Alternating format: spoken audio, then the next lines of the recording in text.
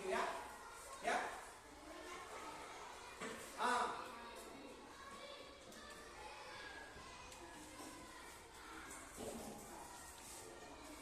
Ini. Ditulis ya. Gaya berapa? Yuk saling menghargai juga pulau. Tidak boleh mengejek, ya kan? Itu keyakinan kelas kan? Yang akan kita buat. Lagi-lagi ya. Kenapa beliau?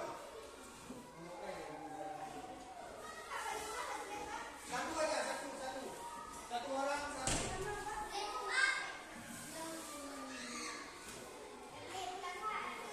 Kurang galak nih jadi dalam kelas.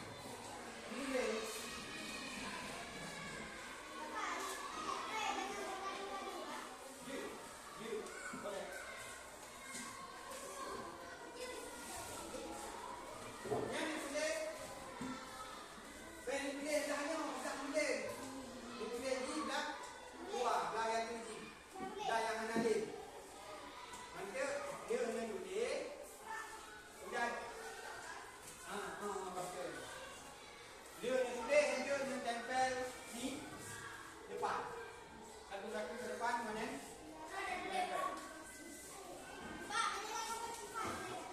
Ya. Silakan ditulis. Boleh dilarang mengejek kawan,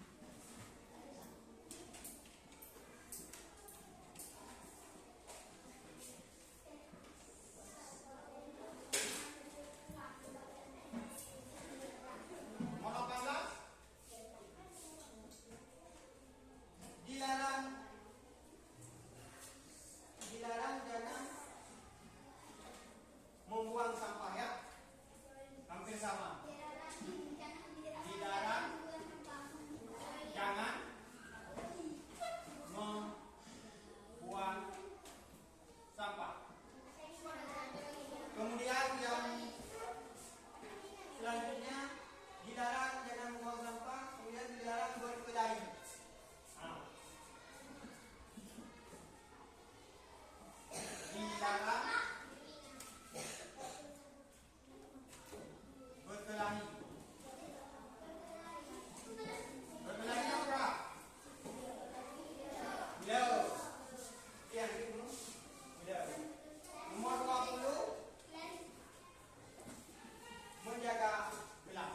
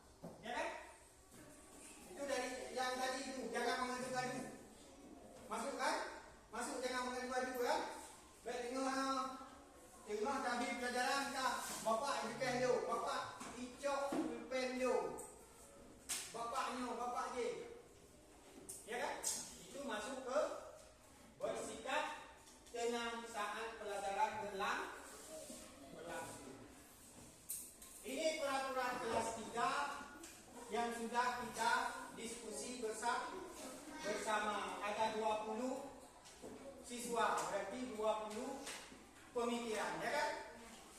Ya kan? 20 siswa, 20 pemikiran tentang peraturan kelas. Kemudian dari peraturan kelas tersebut kita rumuskan menjadi keyakinan kelas. Ini keyakinan kelas kita yang akan kita taati bersama. Ya, ada 6 keyakinan kelas. Yang pertama menjaga kebersihan kelas. Yang kedua saling menghormati dan menghargai. Kemudian bersikap jujur. Kemudian bersikap sopan terhadap guru dan teman. Kemudian bertanggung jawab. Ini bertanggung jawab berarti kalau yang tugas piket tanggung jawabnya kelas harus bersih. Kemudian bertanggung jawab selanjutnya datang tepat waktu. Itu bertanggung jawab kan? Kemudian bersikap tenang saat pelajaran berlangsung. Ada yang perlu ditambahkan? Ada yang mau ditanyakan tentang keyakinan kelas kita yang sudah kita rumuskan? Ada? Ada? Tidak ada? Sudah kita sepakati ini? Keyakinan kelas kita. Nanti keyakinan kelas ini Bapak ketik, Bapak print, kemudian kita tempel di dinding kelas kita. Ya? Ya? Sepakat kita?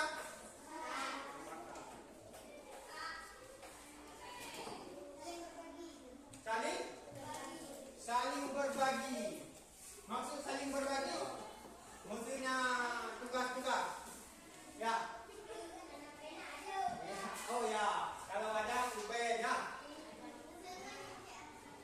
Ada pulpen, berarti saling berbagi. Ya. Ini kita tambah satu lagi, saling berbagi.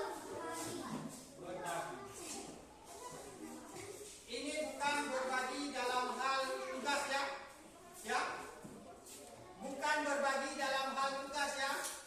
Kalau setiap tugas itu dikerjakan masing-masing. Ini berbagi ini dalam hal misalnya pulpen yang kawan. Selamat pagi Mama Reza. Mama Reza tahu tidak kenapa saya panggil kemari? Tahu Pak, karena saya memukuli si Sultan.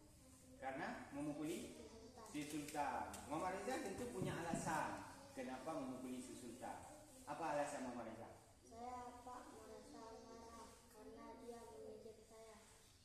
Si Sultan mengejek Mama Reza, makanya Mama Reza memukul si Sultan. Wajar Mama Reza kamu marah karena diejek. Kalau Bapak ada yang mengejek juga akan berbuat hal yang sama. Misalnya Bapak kalau diejek orang akan marah juga. Itu hal yang wajar karena kita seorang manusia. Kemudian setiap manusia pasti pernah melakukan kesalahan, termasuk Pak Saiful.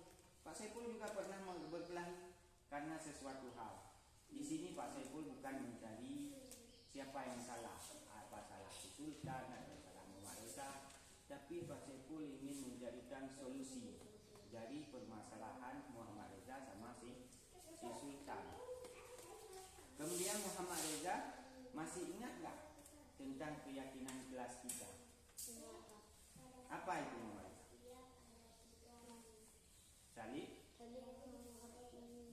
Saling menghargai sesama teman, ya kan? Itu keyakinan kelas kita, saling menghargai sesama teman. Muhammad Reza yakin tak menghargai itu penting untuk kita? Yakin. Sekarang apa yang harus Muhammad Reza lakukan agar tidak terjadi lagi perkelahian dan kelas? Saling menghargai sesama teman dan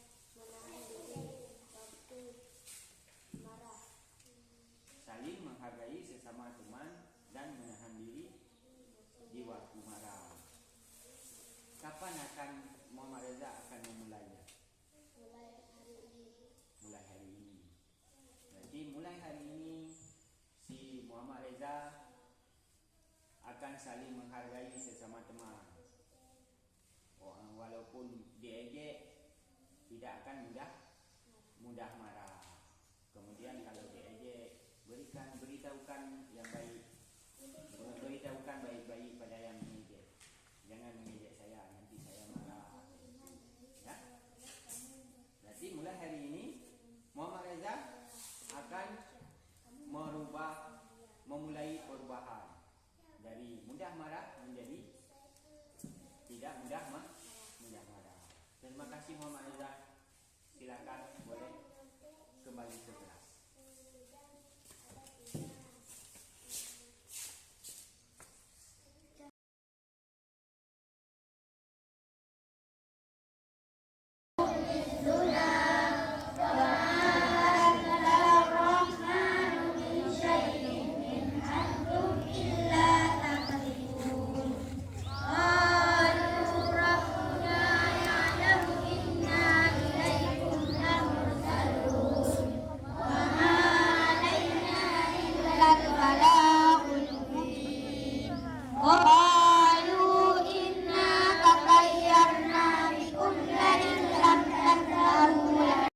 Assalamualaikum warahmatullahi wabarakatuh.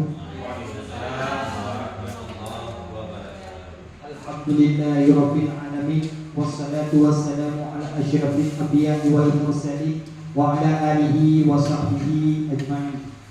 Puji beserta syukur kita panjatkan kehadirat Allah Subhanahu wa taala yang telah memberikan kita nikmat sehingga kita dapat berkumpul di ruangan yang sangat sederhana ini. Kemudian selawat bermahkotakan salam kita sajikan kepada Nabi besar Muhammad sallallahu alaihi wasallam yang tak luput di kala hujan, tak pun lekang di panas matahari dalam menegakkan kalimatul haq la ilaha illallah Muhammadar Rasulullah. Yang saya hormati Bapak Kepala Sekolah, yang saya hormati semua rekan-rekan guru yang berhadir dalam ruangan yang sangat sederhana ini. Guna dan maksud kita duduk sebentar adalah untuk memberikan pemahaman diseminasi budaya positif kepada rekan-rekan guru dan Bapak Kepala Sekolah. Di sini saya bukan menggurui, tapi lebih memberi pemahaman apa yang saya telah pahami di dalam guru penggerak, mensosialisasikan kepada Bapak Ibu. Kemudian sedikit pemberitahuan untuk rekan-rekan saya, rekan-rekan guru.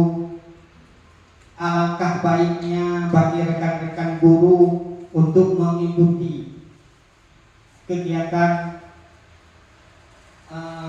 guru penggerak yang seperti saya ikuti sekarang. Manfaatnya sangat banyak, pengetahuan sangat luar biasa, pengetahuan baru yang kita dapat di guru penggerak sangat luar biasa.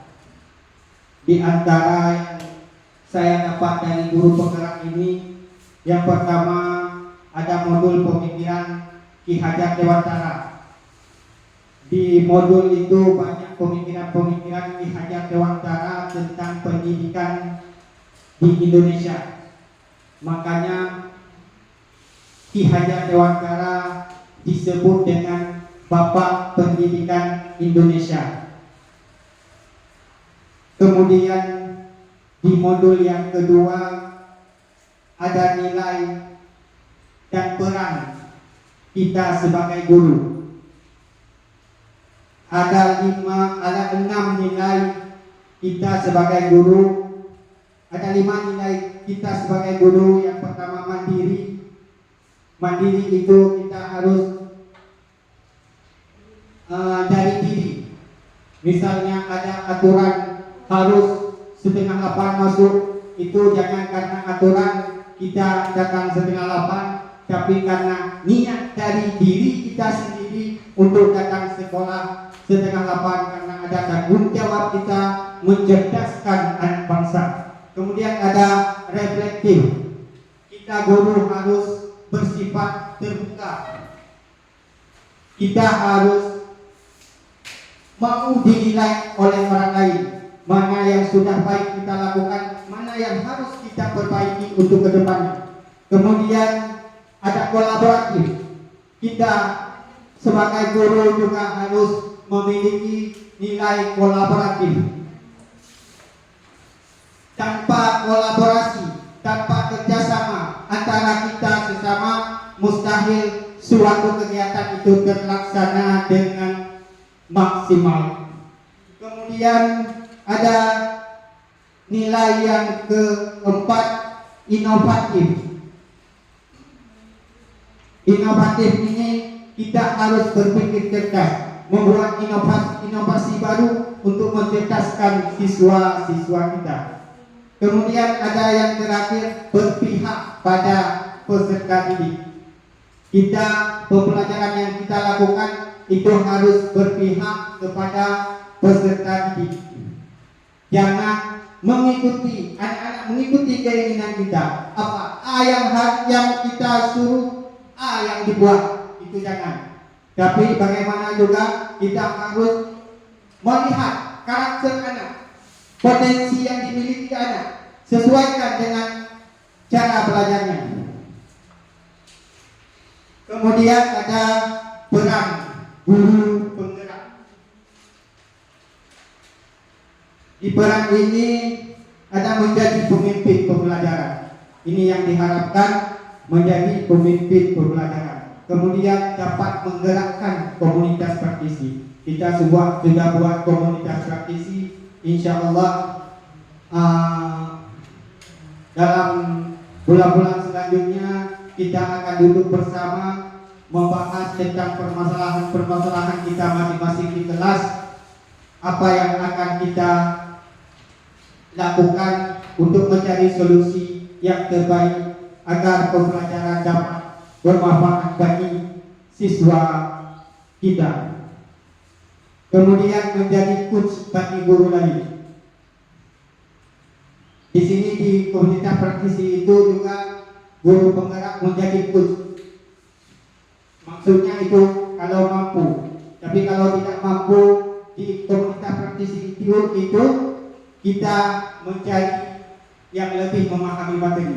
Kemudian ada mendorong kolaborasi antar guru.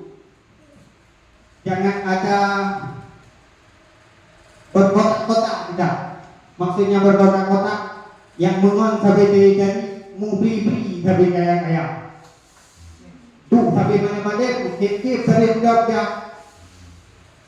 Yang baik, misalnya komunitas sekolah si Pamaplam menjadi satu tubuh yang utuh, satu anggota tubuh terasa sakit, yang lain ikut terasa sakit. Misal sakit di kaki, itu fakta satu. Jadi harapan saya tidak lagi kita berkawan semua. Kemudian saya akan juga ini jadikan. Kemudian memberikan kepemimpinan tadi. Jadi memberikan kepemimpinan tadi. Di tadi tidak presiden apa yang kita lakukan. Kemudian di modul selanjutnya ada visi guru gerak. Alhamdulillah sudah duduk bersama berdiskusi membagi sekolah kita. Kemudian terakhir tentang budaya positif.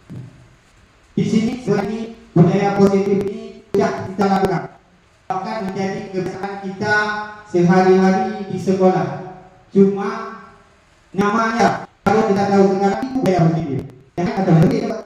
Misal kita makan guru belajar, itu selalu kita lakukan balik itu budaya positif. Dan lain-lain. Saya bertanya serupa dulu. Bukan itu dapat mendisiplinkan, mungkin hukuman dengan positif seperti apa? Mendisiplinkan kemudian menang. Menurut Bapak itu, hukuman itu dapat mendisiplinkan atau tidak? Setuju atau tidak setuju? Silakan. Kalau menurut saya yang pertama itu saya tidak setuju hukuman itu besar karena saya dulu jadi kedua katakan di hubungan itu dapat dari Ada keluasannya ada cuma itu kekalahan dulu ada sudah ya sudah terjadi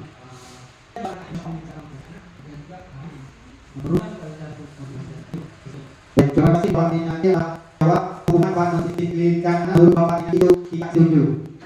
Kemudian hukuman itu kurang setuju Bapak ini. Kemudian yang ketiga memberi keterangan itu setuju.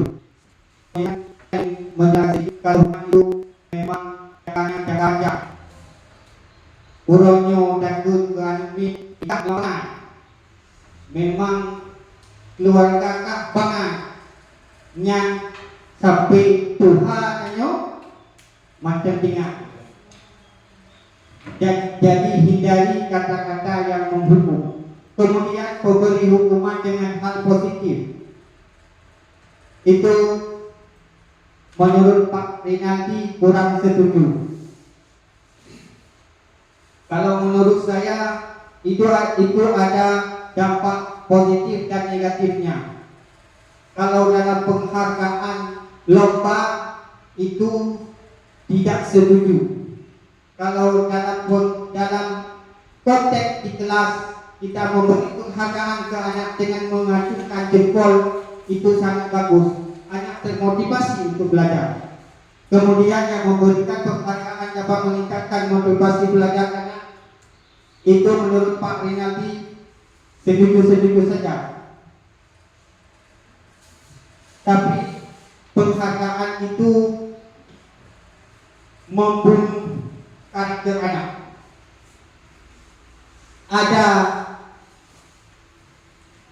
Ada penghargaan baru mau berbuat. Kalau tidak ada penghargaan tidak mau berbuat. Cuma ini Pak. Kemudian topik yang akan kita bahas hari ini ada disiplin positif dan nilai-nilai kewajiban. Kemudian yang kedua teori motivasi, hukuman dan penghargaan serta restitusi. Kemudian yang ketiga keyakinan kelas. Kemudian yang keempat kebutuhan dasar manusia dan dunia berkualitas. Kemudian yang kelima ada 5 posisi kontrol. Yang keenam segitiga restitusi. Nah, ini ada suatu permainan kegiatan kepala tangan. Ada si A dan si B. Si A sobek secari kertas. Ini apa kita lakukan permainannya? Boleh kita demonstrasikan. Saya minta untuk 2 orang maju ke depan untuk melakukan permainan ini.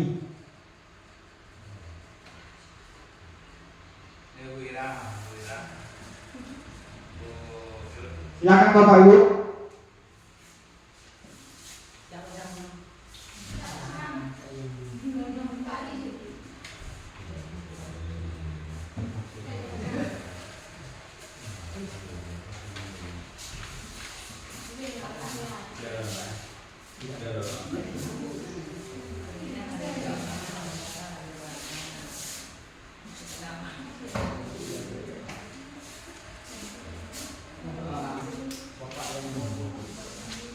Bapak Ibu.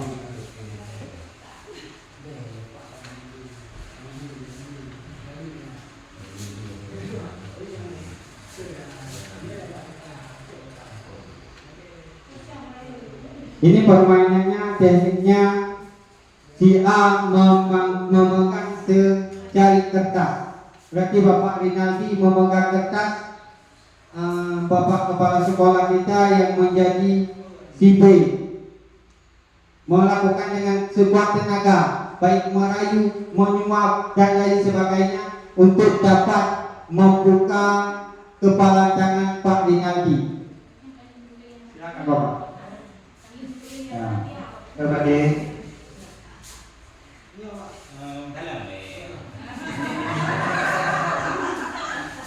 Kenapa dia? Nah, kita yang penting. Itu menurut bukan itu yang paling belum boleh yang nawar bro. Mungkin yang lain dong Pak. Kalau mau saya berikan. Ya, kami memang lebih ngandung mereka. Alhamdulillah. Terima kasih Pak D.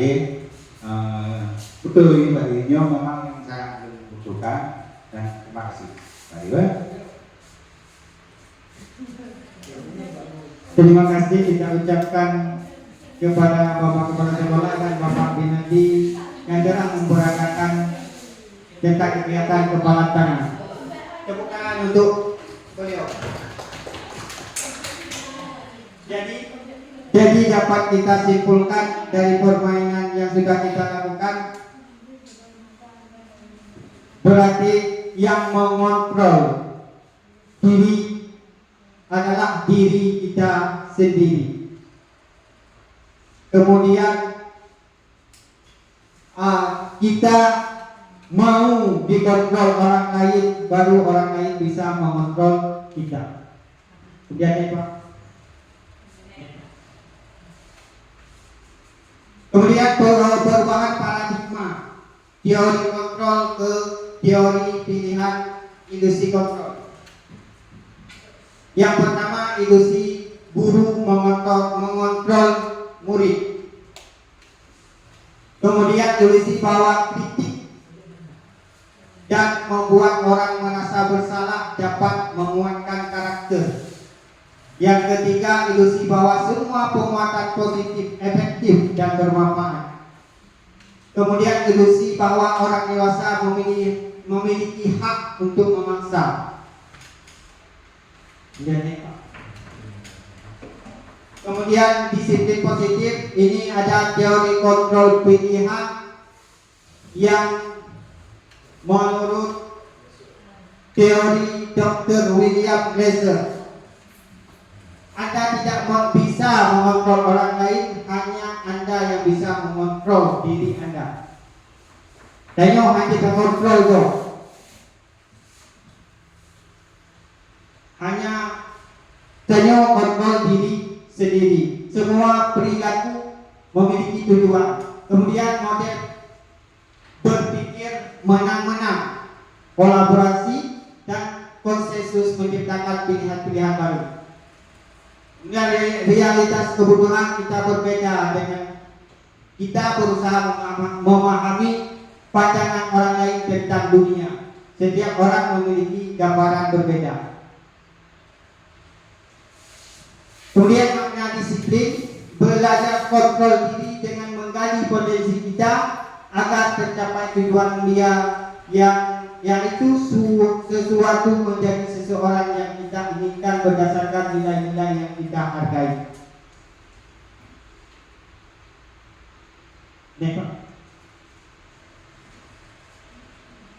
Kemudian apakah makna disiplin? Disiplin itu berasal dari bahasa yang namanya disiplina, yang namanya kemudian kita, maka disiplin telah berubah menjadi sesuatu yang dilakukan pada orang lain, bukan Tuhan yang membuat yang segala terjadi, membuat akan itu patuhi oleh orang lain. Kedua adalah menghubungkan kata disiplin dengan ketidakmauan. Jadi tidak ada aturan, bukan keinginan sendiri tapi mengikuti aturan.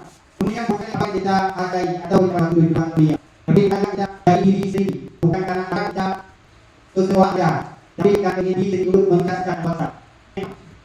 Kemudian nilai universal, nilai universal ini tak luas, seperti kalau termasuk nilai-nilai mereka perlu saling menghargai, saling menghormati, kemudian saling menghidup, termasuk nilai-nilai kebaikan. Kemudian nilai-nilai yang ini dijawab setiap Indonesia dengan kita sekarang COVID belajar kita. Ada 6 COVID belajar pada yang pertama bagaimana berkuasa yang maha, yang kedua bernalar bisnis, berkembang kreatif. Kemudian ada motivasi hukum, pemandang penghargaan, restitusi. Teori motivasi dan usia, tidak dunia, ada motivasi mau dalam bersekolah. Ada motivasi kedua, motivasi eksternal dan motivasi internal. Motivasi internal itu motivasi dari luar. Ada baru masyarakat. kalau kita itu pasti yang dari diri kita sendiri. Mereka melihat maka itu jangan terlalu juga tak buat melatih istri, mulai terlepas dari perintah, tapi bagaimana kita memerintah diri sendiri. Kayaknya menyona aturan di jadi agak tapi yang hanya aturan tentang jima karena menyongkun urut yang ke aturan itu dibuat untuk dilanggar. Kemudian dia kata dalam tanda pemerintahan coba dihukum oleh penghargaan, bahwa penghargaan itu sama dengan hukuman dalam arti meminta atau memujuk seorang melakukan sesuatu. Dihukum oleh penghargaan ini ada pengaruh jangka pendek dan pengaruh jangka panjang. Di pengaruh jangka pendeknya, misal kita membuat permainan, kalau ada penghargaan baru anak-anak mau mengikutinya dengan memberikan kupon misalnya. Kemudian ada penghargaan itu menghukum. Penghargaan, bagaimana penghargaan menghukum kita? Kita kalau sekarang ini teknologinya sudah maju, kita akan ketinggalan karena nggak ada penghargaan, kita nggak mau belajar. Kemudian penghargaan mengurangi kecepatan. Penghargaan itu tidak cepat. Seseorang mau mengikuti penghargaan karena hadiahnya puluhan juta. Kalau tidak ada hadiahnya puluhan juta, dia tidak mau. Kemudian penghargaan itu tidak efektif. Itu sama dengan penghargaan merusak hubungan. Tiba merusak hubungan.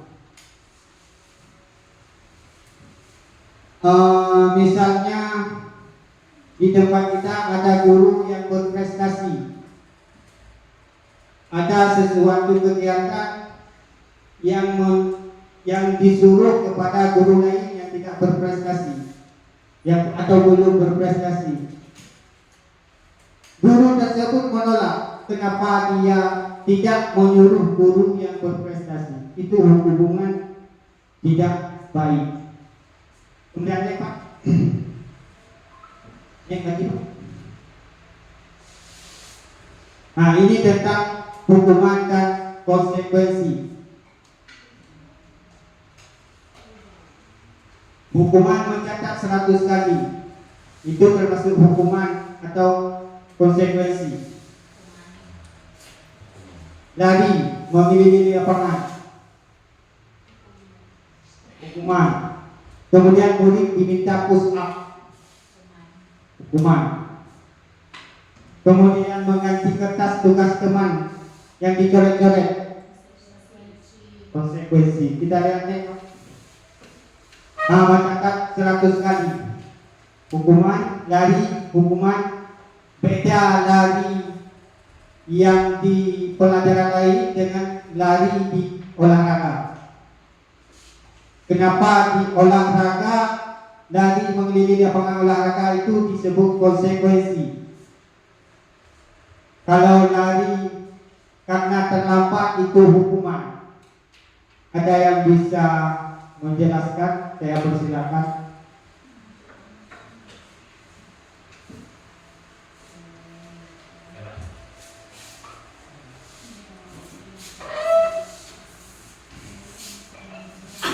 Assalamualaikum warahmatullahi wabarakatuh. Waalaikumsalam warahmatullahi wabarakatuh.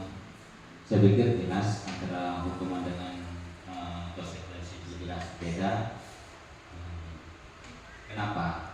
Karena konsekuensi itu yang sifatnya mendidik dan hukuman itu sifatnya jerah untuk membuat si pelaku atau si pelanggar itu jerah. Kenapa? Ketika mengelilingi lapangan lantaran telat hadir di sekolah itu dikatakan hukuman, karena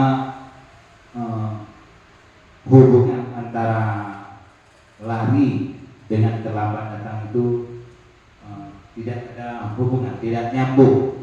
Soalnya dengan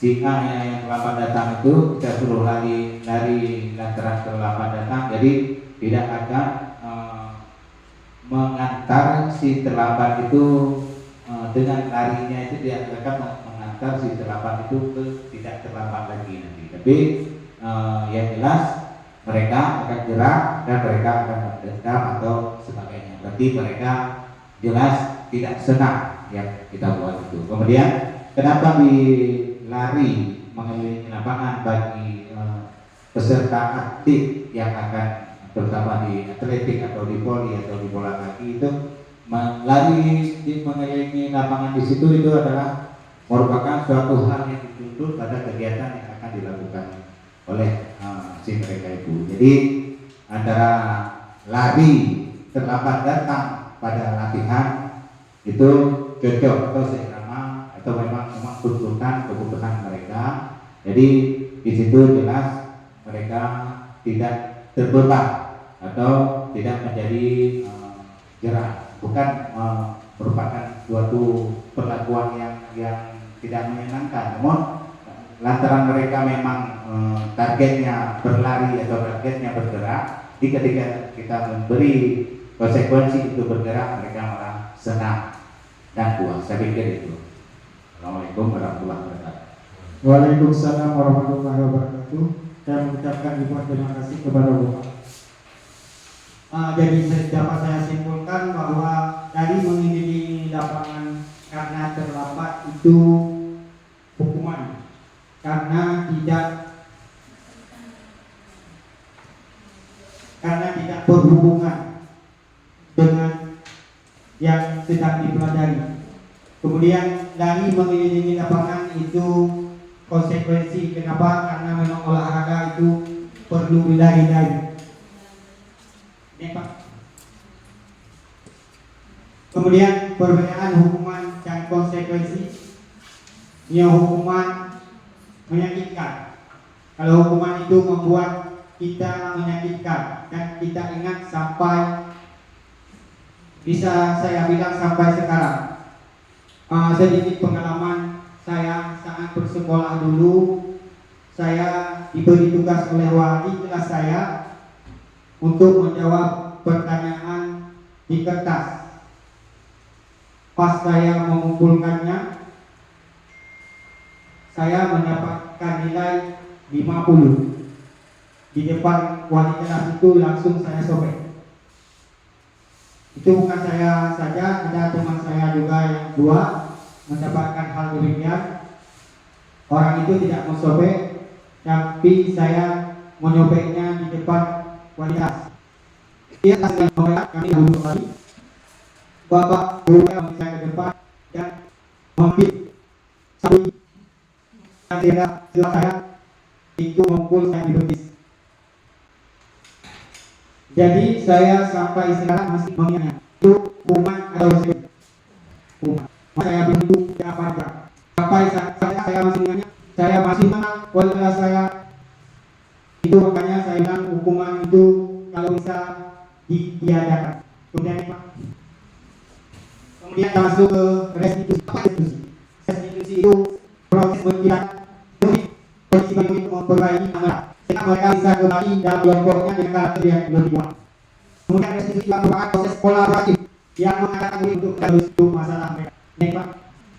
Kemudian yang penggunaan tentang hubungan konsekuensi dan restitusi. Ada kalau hubungan itu identitas garam, jadi ini tidak bisa dilakukan. Kemudian yang identitas itu konsekuensi dan restitusi. Kemudian hukum itu bersifat negatif. Dengan hubungan kita isi, nah hukuman ini pasti negatif. Kemudian konsekuensi positif. Kemudian restitusi bersifat positif. Kemudian restitusi yang bukan untuk menembus kesalahan, tapi untuk belajar dari kesalahan. Kemudian memperbaiki hubungan. Kemudian kawan bukan orang. Kemudian restitusi untuk melihat ke diri. Kemudian restitusi mencari kebutuhan dasar yang mendasari tindakan. Kemudian diskusi dari cara yang paling baik.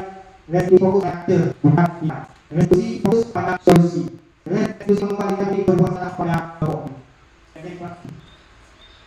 Kemudian keyakinan kelas.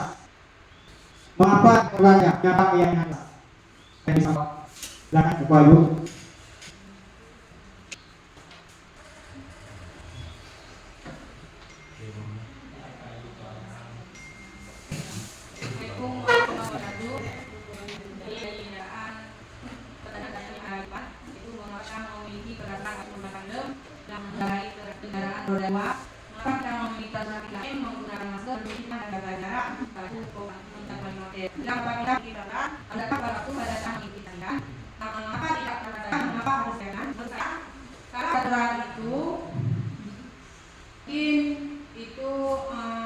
Yang harus kita patuhi atau yang sifatnya eksternal yang berada di luar diri kita. Sedangkan kalau keyakinan, mungkin keyakinan yang ada dalam diri kita, yang hadir dalam hati kita, mungkin kita akan yakin dengan apa yang kita yakini atau suatu keyakinan tersebut. Menurut saya begitu, Pak.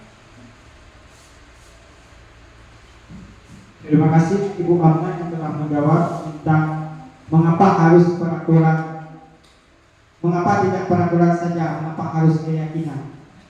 Dapat saya simpulkan dari jawaban Ibu Amna, aturan itu yang harus kita ikuti.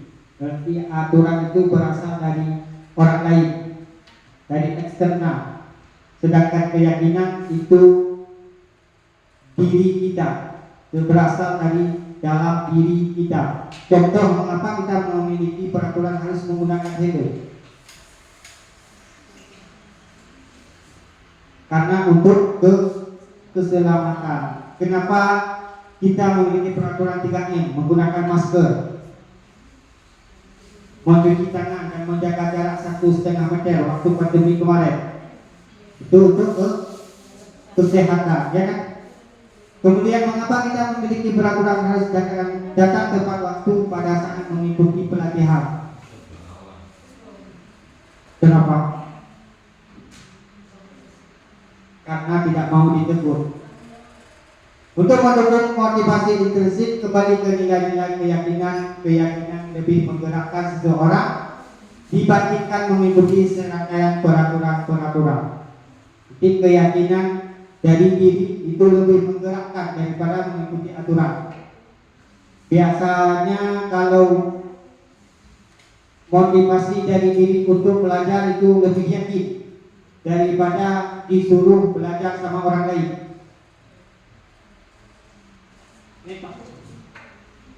Kemudian yang mana yang merupakan keyakinan kelas? Mengapa?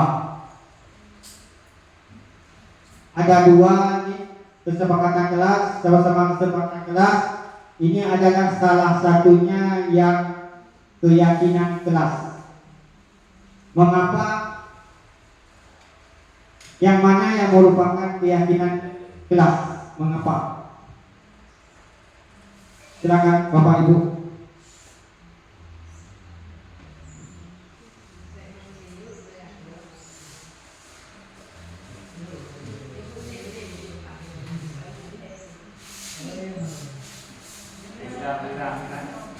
Kalau langsung saja, ini kesepakatan kelas ada dua.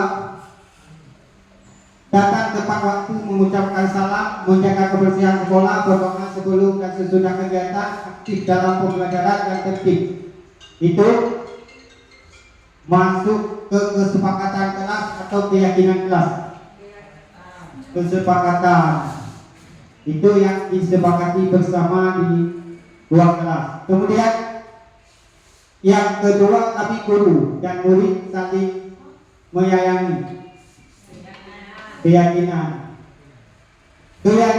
itu bersifat positif. Sedangkan kesepakatan yang harus diikuti. Kemudian naik Pak. Naik Pak.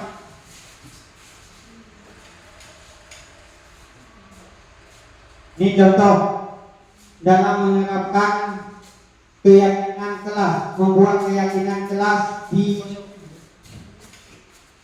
kelas. Yang pertama, Bapak Ibu harus mempersiapkan dulu peraturan, menyuruh anak-anak kita untuk menulis masing-masing satu peraturan yang akan disepakati untuk menjadi keyakinan kelas. Ini ada contohnya di depan. Selalu kembalikan buku ke tempatnya. Itu peraturan kelas. Yang menjadi keyakinan kelas itu tanggung. Berarti meletakkan buku ke tempatnya itu tanggung jawab. Kemudian dilarang mengganggu orang lain. Berarti kalau kita positifkan menjadi keyakinan kelas, menghormati orang lain. Kemudian hadir di sekolah 15 menit sebelum pembelajaran dimulai. Itu merupakan peraturan sekolah. Kemudian kalau kita positifkan menjadi keyakinan kelas, menghormati orang lain dan berkomitmen untuk datang lebih cepat. Kemudian ada peraturan lagi, dilarang melakukan kekerasan. Itu kita positifkan menjadi keselamatan dan menghormati orang lain. Kemudian dilarang menggunakan narkoba. Itu yang menjadi keyakinan kelas kita, kesehatan. Kemudian bergantian dan menunggu giliran. Itu menghormati orang lain. Kemudian eksplorasi konsep kebutuhan dasar manusia dan dunia berkualitas. Ada ini 5 kebutuhan dasar manusia. Yang pertama ada kasih sayang, yang kebutuhan kita. Kebutuhan kita mendapatkan kasih sayang dan rasa diterima. Kemudian kesenangan. Kita butuh juga kesenangan. Sesekali kita rekreasi, shopping dan lain sebagainya. Kemudian penguasaan. Kemudian kebebasan. Kita butuh kebebasan. Begitu juga dengan anak didik kita, perlu kebebasan dalam menampilkan potensi dan karakter yang dimilikinya. Kemudian ada bertahan hidup. Kita perlu bertahan hidup. Tidak mungkin kalau diejek sama orang lain kita diam saja. Itu sudah dibilang sama orang lain, itu tidak ada perasaan lagi kalau kita diam saja. Karena kita tahu. Dan kebutuhan tadi saat saya terpenuhi, maka anak kita harus sikap dia. Itu yang harus kita yakini. Kemudian lanjut 5 posisi kontrol. Ada 5 posisi kontrol kita terhadap murid kita. Yang pertama ada penghukum. Seperti yang saya katakan tadi, yang saya alami itu hukum. Kemudian ada pembuat rasa bersalah. Misalnya anak-anak mereka suka diantaranya tidak merasa salah. Kita bilang sama anak-anak, kamu suka ya? Kamu tidak syukur orang tua saya tidak bisa menjawabnya. Itu kata pembuat rasa salah. Ya, pikir, ya, saya telah membuat Saiful dimarahi sama orang tua saya. Itu membuat dirinya merasa bersalah. Kemudian sebagai teman, ayo bantu saya juga. Tapi hanya kalau saya anak kita itu akan bergantung kepada. Kemudian apa? Di pemantau kalau di dalam masker kita kita seluruh kita upah buah itu langsung kita oke buat dulu cuma pemantau. Anu poin nah itu buat pemantau. Kemudian ini cara ada di bidang posisikan di sebagai manajer. Dalam hal ini tugas kita akan masalah. Kita mengenal apa yang membuat kita tidak buat salah. Apa alasannya? Apa yang bisa terjadi? Bukan seperti itu. Karena urus kan itu. Tapi menanyakan dan kita harus agar debat bisa menjaga dia. Kemudian yang terakhir segi garis Tiga itu sih. Yang pertama menstabilkan identitas. Ini misalnya ada suku tidak punya bahasa, semua ada dengan orang itu bisa dilakukan sehingga diskusi. Itu bisa dilakukan dengan apa-apa ini. Yang pertama dengan identitas. Kita bilang dengan kata-kata setiap orang pernah melakukan kesalahan, termasuk Bapak juga pernah melakukan kesalahan. Kemudian kamu bukan satu-satunya yang pernah melakukan kesalahan. Kita semua pernah melakukan kesalahan. Kemudian dalam yang kedua langkahnya validasi kebutuhan. Kamu tentu punya alasan mengapa. Kan kita tanya itu. Apa alasan kamu karena memukul si Sultan? Katanya si Sultan memijak sekali, makanya dipukul. Kemudian ada cara yang lebih efektif nggak untuk mendapatkan apa yang kamu butuhkan? Kemudian yang terakhir langkahnya menanyakan keyakinan. Ada keyakinan kelas yang sudah kita bahas tadi, kita buat di kelas. Kita sudah menyepakati bersama antara guru dan siswa dan guru mata pelajaran. Itu yang kita tanyakan kepada siswa yang memiliki masalah. Kemudian kamu ingin menjadi orang yang seperti apa? Itu termasuk dalam menanyakan keyakinan kelas. Lanjut Pak.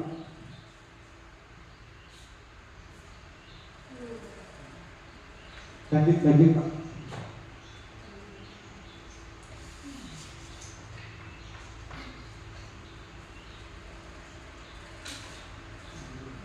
Ini sudah saya jelaskan, ini tentang contoh-contoh pertanyaan di menanyakan keyakinan apa yang kita percaya di kelas, nilai-nilai universal apa, kemudian kelas yang ideal yang seperti apa sih yang kamu inginkan. Nah, lanjut. Mungkin ini yang dapat saya sampaikan sebagai pemahaman dan diseminasi budaya positif di sekolah kita. Lebih dan kurang kami mohon maaf. Wassalamualaikum warahmatullahi wabarakatuh.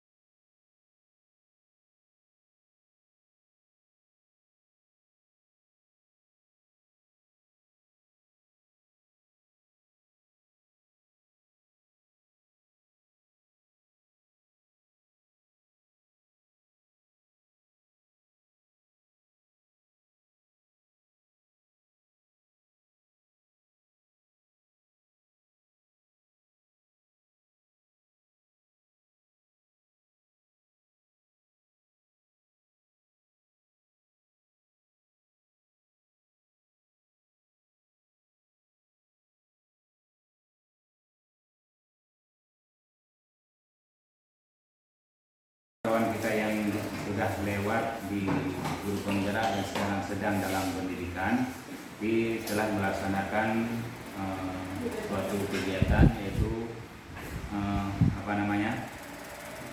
presentasi atau publikasi materi yang sudah mereka kuasai, memaparkan kepada kita bahwa ini materi yang kami dapatkan di bidang guru penggerak. Kemudian saya lihat penampilan Ibu Amna, Pak Rinaldi dan Pak Saiful sudah sangat-sangat bagus. Mampu dan sanggup berdiri di depan kelas, mampu menjelaskan apa materi yang disajikan, mampu mengimplementasi kepada kita, mampu menyampaikan kepada kita tentang slide-slide yang sudah mereka persiapkan. Dan saya harap itu menjadi contoh, menjadi semangat bagi kita. Kenapa kawan-kawan kita bisa? Insya Allah kita pun bisa. Yang jelas di situ, di mana ada kemauan pasti ada jalan.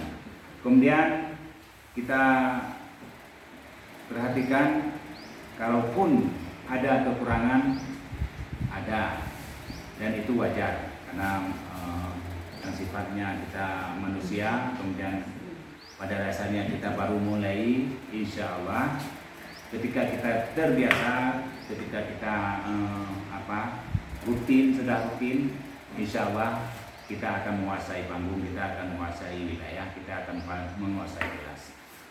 Seperti tutor-tutor kita itu, dari guru pembimbing, guru pemantik, itu adalah mereka lantaran jam terbangnya sudah tinggi, lantaran sudah terbiasa dengan orang ramai, sudah terbiasa berdiri di depan kelas, dan itu adalah suatu hal yang perlu kita ikuti. Kemudian pada kegiatan pada materi yang dibahas itu tentang keyakinan kelas. Ketika kita mendengar pembahasan, ketika kita mendengar penjelasan itu, kita berpulang pada diri kita sendiri. Keyakinan kita di sekolah ini, keyakinan kita untuk mengajar, keyakinan kita untuk siap kita masuk di kelas sudah sampai di mana? Apakah kita sudah pada tahap keyakinan atau masih pada tahap kesepakatan atau pada tahap hukuman? Itu masing-masing berpulang kepada diri kita sendiri. Tentang kedisiplinan kita, tentang kesiapan kita dalam membimbing atau dalam menjadi kita sebagai manajer bagi siswa-siswi kita. Insya Allah dengan adanya kegiatan-kegiatan ini kita akan bisa berubah sehingga kita sempurna. Insya Allah dalam sekolah SD 17 Simpang Mampang ini, insya Allah kita akan membuat rutin pertemuan-pertemuan seperti ini sekurang-kurangnya dalam 1 bulan sekali. Jadi saya pikir itu yang perlu saya sampaikan, dan harapan kami untuk kawan-kawan yang sudah mengikuti pembelajaran di guru penggerak, jangan segan-segan menginformasikan kepada kami tentang apa-apa saja yang sudah Bapak Ibu ketahui. Jangan segan-segan Bapak Ibu ajak kami untuk duduk bersama, ajak kami untuk berbuat bersama, ajak kami untuk memikir bersama bagaimana caranya kita agar sukses pembelajaran yang akan kita terapkan di lokal atau di ruang lokal. Kemudian pada kegiatan P5, itu pada kegiatan P5 bukan hanya tanggung jawab wali kelas, tapi juga tanggung jawab kita bersama, terutama guru PAI dan guru PJOK. Itu di P5 itu ada jam yang terselubung di situ untuk guru P3, untuk guru PAI dan guru olahraga. Jadi ketika wali kelas 5 atau wali kelas 4 atau wali kelas 1 atau wali kelas 2 membuat kegiatan P5, misalnya tentang makanan sehat atau makanan bergizi di kelas 1. Itu kita guru kelas guru PAI dan guru olahraga itu berkolaborasi. Bagaimana kita membuatnya? Di mana kita mulai, apa yang harus kita kerjakan? Kemudian tugas apa yang harus kita bantu? Jadi kita ikut bertanggung jawab. Begitu juga dengan kawan-kawan yang lain. Jadi terutama guru wali kelas, guru PAI dan guru olahraga itu bertanggung jawab terhadap kegiatan P5 di kelas yang dibuat. Jadi itu satu yang perlu kita sampaikan. Kemudian pada kegiatan P5 itu juga harus kita buat. Jadi tidak boleh tidak, harus kita buat. Jadi untuk kegiatan itu nanti kita akan musyawarahkan tentang judul apa yang kita ambil, terutama di kelas 1, 2, dan 4, 5. Baiklah, saya pikir ini saja yang dapat saya sampaikan. Sekali lagi terima kasih kami ucapkan kepada kawan-kawan yang sedang mengikuti pendidikan di Guru Penggerak, dan insya Allah dengan keyakinan, dengan keseriusan, dan dengan disiplinnya kita, dengan kuatnya keinginan kita, insya Allah kita akan berhasil. Mudah-mudahan kita yang sedang mengikuti pendidikan di Guru Penggerak ini dapat lulus dan berhasil adanya. Sekian di sini saja saya akhiri. Wabillahi taufiq wal hidayah. Assalamualaikum warahmatullahi wabarakatuh.